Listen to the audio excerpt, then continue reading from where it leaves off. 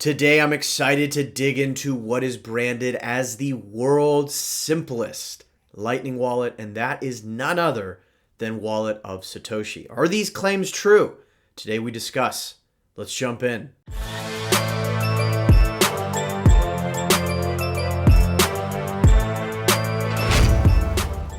All right, quick disclaimer. I am going to start this video with what ended up being a fairly lengthy preamble around the differences and importance of non-custodial versus custodial solutions.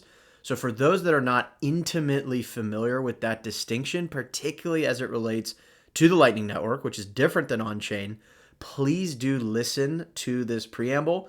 But if you're like, no, I know, I'm accepting that Wallet of Satoshi is a custodial option, feel free to go ahead and skip ahead to the tutorial, which starts at the time that is being displayed on the screen. Okay, so why would one go after the branding of the simplest Lightning wallet in the world? Well, it is because there are some notable usability pain points for a liquidity network like the Lightning Network. And if you're newer to the Lightning Network, I have a whole playlist that starts with the intro of what is it, how does it work. This is really important to understand because one of the pain points of using the Lightning Network non-custodially in a self-custodial manner in which you are in control of your keys and your funds at all times, you have to run your own Lightning node. And this is a crucial difference between on-chain Bitcoin, right? With on-chain Bitcoin, as long as I'm in possession of the private keys associated with a particular address and no one else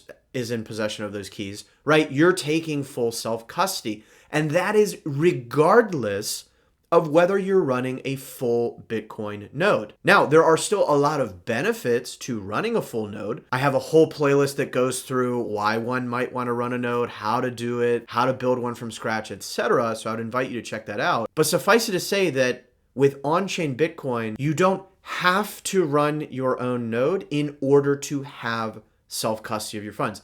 This is a massive difference to the Lightning Network where running a Lightning node is one and the same with holding true self-custody. Now, I am sure we will see clever, creative solutions in the future that sort of bends that paradigm, but that is one crucial foundational point to be aware of. And so you might say, well, no brainer, right? Bitcoin is about self-sovereignty. Why would I ever want to have a custodial solution? And I certainly agree with you, but running a Lightning node does come with its challenges. You have to think about your channel liquidity. In particular, you have to think about your inbound liquidity. That means the amount of capacity of payments that you can receive into your node. For example, even if you were to go spin up a Lightning node, you can't actually receive any payments yet. You have to first have someone else create a channel with you so that you have inbound liquidity to receive payments in. You can still send payments out. All you need to do is, set up the Lightning node, create a channel with a peer, and boom, now you have the ability to send Bitcoin outwards. But you either have to send the Bitcoin outwards so that you have the liquidity on the other end of that channel to come back in as a payment, or you have to have that channel set up with you. And don't get me wrong, there are an increasing number of ways to do this. There's different peer-to-peer collaboration, communities on Telegram and elsewhere where, hey, can someone open a channel with me? Or there's even now more formalized marketplaces where you can come into something like Amboss's Magma or use something like Pool in Lightning Terminal to basically buy channel liquidity. You're buying the service of someone opening a channel with you. And so for me, there's really three categories of a Lightning wallet. And again, I know I'm going into this lengthy preamble before we even get to Wallet of Satoshi, but I think this is absolutely critically foundational and critically important to understand before we get into the meat for today. So category one is what I might call fully non-custodial, and you're running your own kind of remote standalone Lightning node. So for example, many of the folks running like an Umbrel node or a Raspberry Blitz or a Start9, right? You're running a node. So mine is, elsewhere down the hall. Like it is literally a separate single board computer that serves as my Bitcoin and Lightning node. And I can connect to that remotely via something like Zeus, I recently did a whole tutorial on Zeus. If you are running a standalone Lightning node, you've got to get Zeus, because Zeus is just this beautiful kind of Lightning node remote controller in your hand. Very, very powerful stuff. So check out that video if you are running your own remote Lightning node. And if you've always wanted to run a Lightning node and you don't know how, that is okay as well. I have a whole tutorial on how to build an Umbral node from scratch. I have tutorials on how to set up channel liquidity, how to create connections with peers, how to manage liquidity, and all the way up the kind of more advanced spectrum of all of that. So that's one option, right? Then you've got this additional non-custodial category in which options like Breeze, Blixt, I've done tutorials on both of those, Breeze Wallet, Blixt Wallet. And these are pretty slick as well, because these are non-custodial options in the palm of your hand. Phoenix is another example that I have not taken as close of a look at, but those three are great non-custodial options as well. And they're very clever. They're typically doing something like running a lightweight Bitcoin client, meaning you're running the node on your phone, but you're doing it with a lightweight client, which doesn't require you to store, the full Bitcoin blockchain history on your device, because that would, of course, be unwieldy and impractical. And so an example of how Breeze abstracts away a lot of the complexity of using the Lightning Network non-custodially, you download Breeze, the mobile app, and then what's happening is you've got your own little Lightning node on your device that Breeze then opens a channel with you when the first payment is being sent to you. So let's say I download Breeze on my phone, I have a friend send me some sats. What's happening behind the scenes is Breeze is actually opening a channel with you. That's why there is a fee. There's going to be an on-chain fee associated with that first transfer for the channel opening that has to occur between Breeze's LSP or Lightning service provider and your sort of phone node, if you will. And then they're using something called turbo channels, which basically means like zero confirmation channels, to make it appear as though you immediately received the funds, when in reality, there's a channel opening that still has to confirm on the blockchain. So there's some neat tricks like that.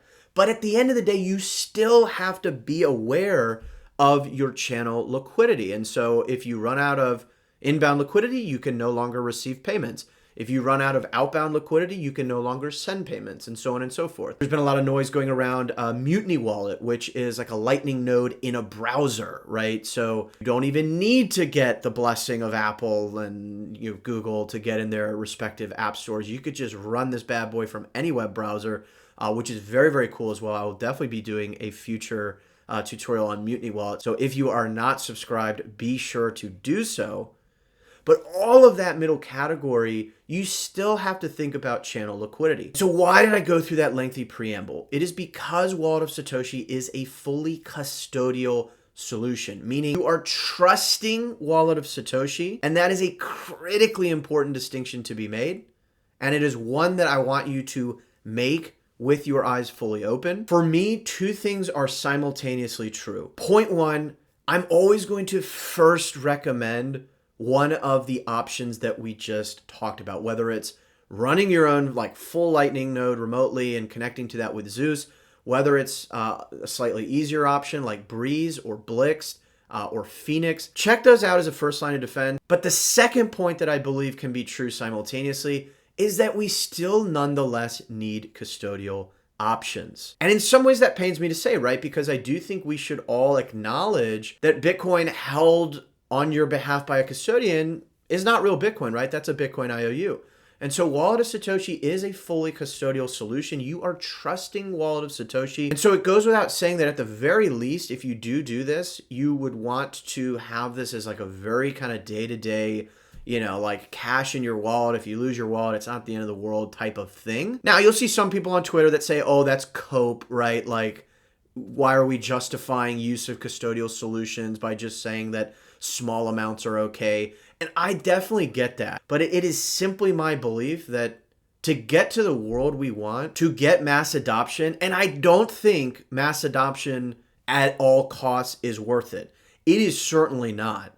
But if you have the right mix of non-custodial options that are sufficiently accessible for a meaningful kind of remnant part of the population, That's critically important. And if you have a kind of competitive marketplace of custodial options, I think that's okay as well, because that is simply going to be needed to onboard people to the Lightning Network, which is needed to make Bitcoin a proper medium of exchange. You may say, well, there's ARC coming. Yeah, but that's probably years away, right? And so the debate will rage on, but that is where I come down on this. Again, by all means, start with a non-custodial option if you can. It is not that hard, but if you have friends or family or an older family friend who's never going to be able to run their own node or manage channel liquidity, even with an app like Breeze, something like Wallet of Satoshi is simply necessary. Now, the final thing I will note is there are some clever things you can do now with things like Lightning Node Connect, where you can actually set your friends and family up with accounts that can access the liquidity on your node, so that they're basically only having to trust you as opposed to some random third party. But again, I digress. So everything we just went through, critically important to understand. My recommendation would always be to do a non-custodial option if you can. And I would invite you to at least explore those options. But for the rest of today, we are going to focus on Wallet of Satoshi. And we're going to test this claim of, is it really the simplest out there?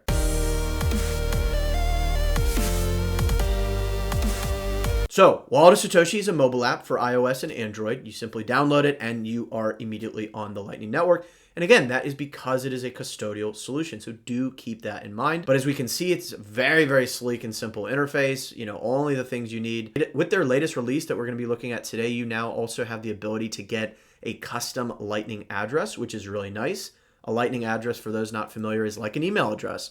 So instead of me having to kind of create an invoice and send that invoice to you so that you can pay me some sats on the Lightning Network, all you need is my Lightning address that you can then send directly to me in one fell swoop. So Lightning addresses have become a really key part of usability for the Lightning Network. Although again, keep in mind, that is a custodial Lightning address. But they also have like contact list, address book, all sorts of cool stuff. And you can also make on-chain payments. If you have a regular Bitcoin address, Wallet of Satoshi will instantly recognize it. So it's not actually clear to me how they're doing that. Like Moon Wallet is another good example of a wallet that sort of abstracts away the difference between on-chain and Lightning and sort of just automatically does what it needs to do for the user. But they end up doing some pretty complex things like submarine swaps in the background.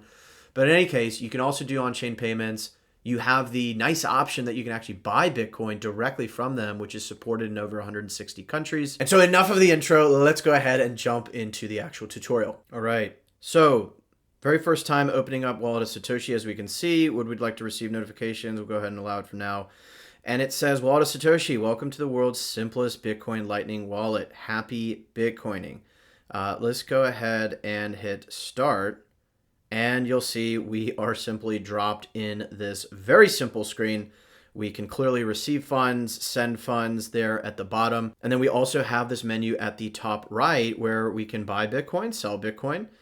We can paste in an address or something like that. We can change the fiat denomination if we wish.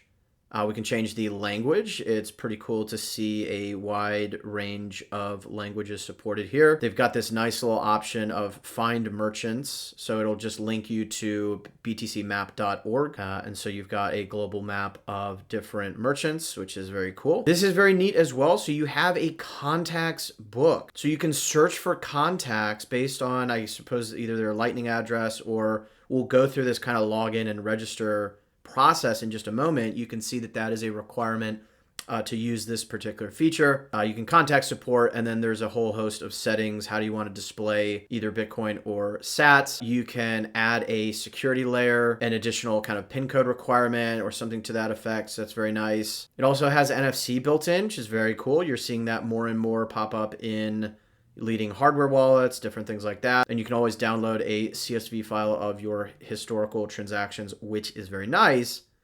And you'll notice there's also this kind of point of sale widget, which is nice, right? So like you could have this on a phone in a small business and just boom, pop in, hey, $10.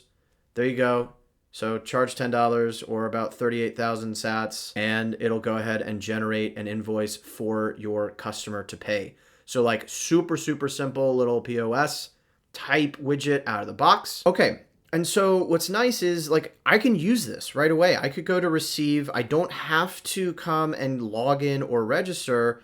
And when I go to receive, you'll notice that I've got this sort of pre-made Lightning address. So I am apparently undated French 03 at Wallet of Satoshi. So this is randomly generated, of course, and is unique to me. But I could share that with someone else and they could use that to easily pay me some sats. I could also come over to present my on-chain address. You'll notice the fee estimation there. Or I could generate a specific Lightning address, maybe for, 1,000 sats, whatever it is, and boom, that allows me to generate the invoice.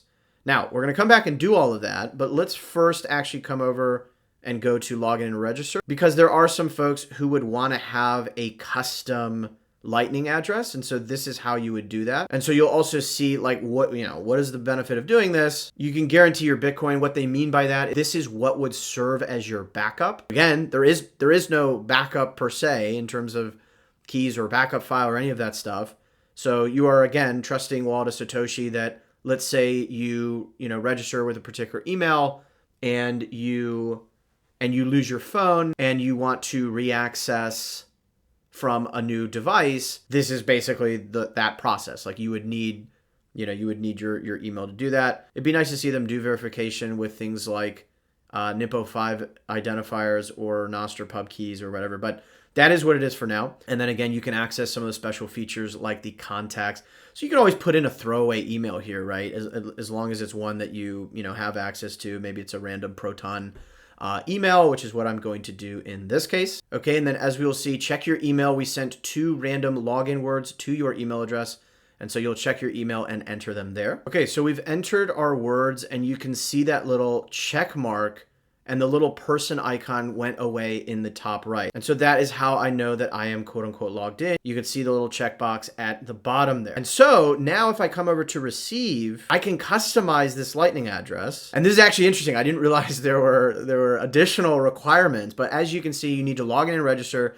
You need to send or receive 50 transactions on Lightning, and then send or receive Bitcoin on chain to the tune of about 1 million sats. So these are, not trivial requirements. And then and only then can you choose your new address. Anyway, so that's how you can get your custom Lightning address if you wish. And so, we've got some work to do. So let's come back. So let's go ahead and receive some funds. I'm going to demonstrate this in a number of ways. If you hit this copy option, this is your LN URL. So someone could scan this and then determine the number of sats they wish to send to you.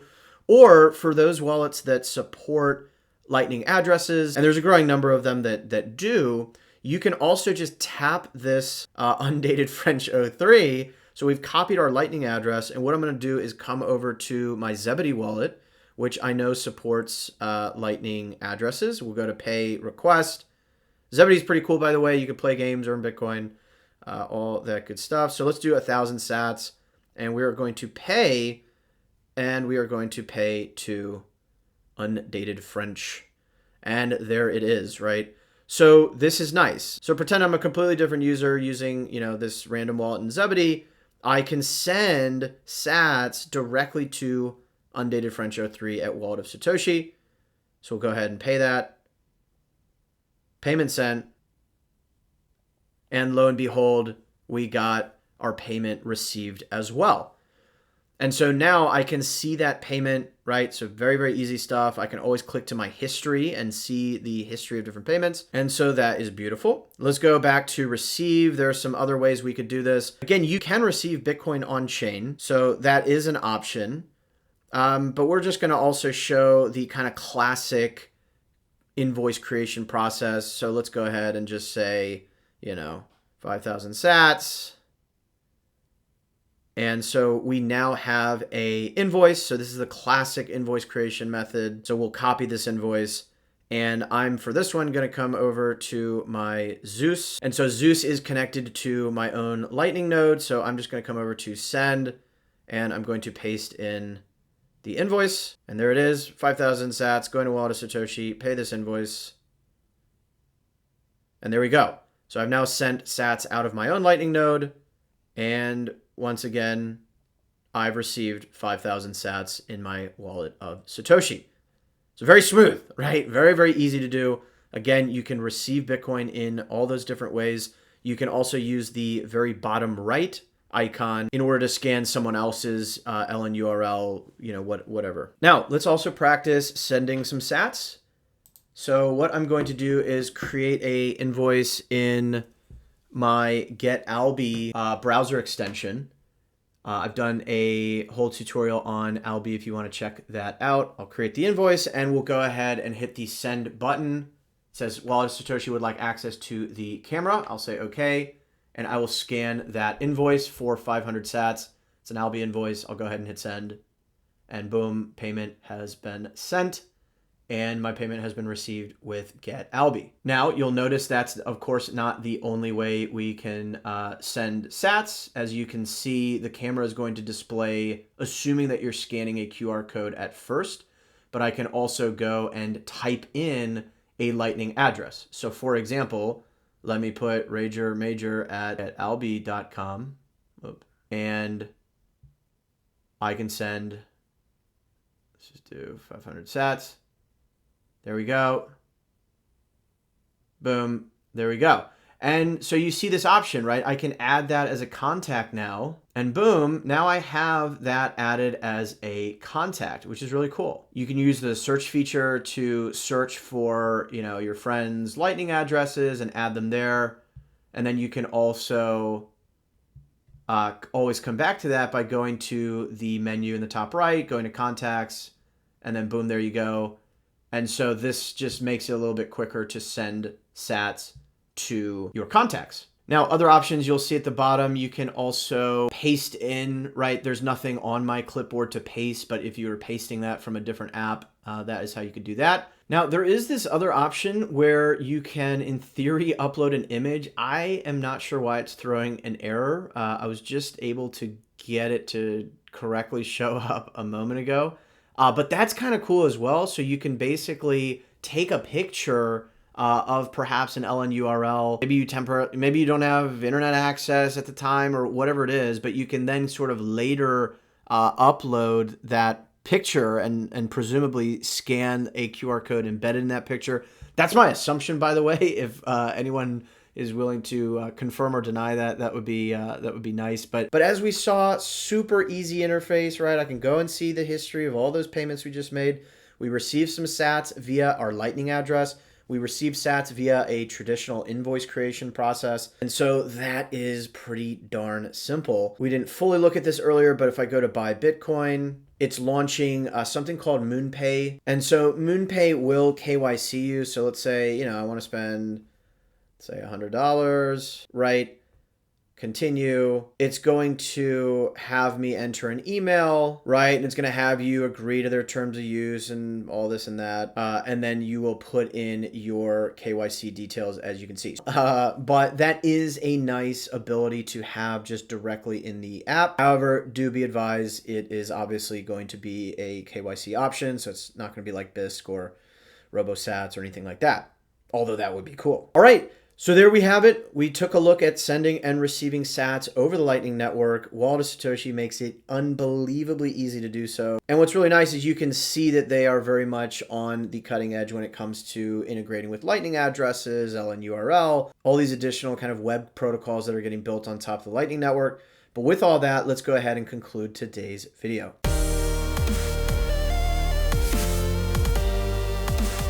All right, so today we took a look at Wallet of Satoshi, the supposed world's simplest Lightning wallet, and I must say it really is just that. Again, we talked though about the very critical spectrum from non-custodial to custodial. I guess it's more of a binary, but right, do watch the first part of this video. Do take that sincerely to heart and at least acknowledge the trade-offs with open eyes. That was my main part of that first part of this video.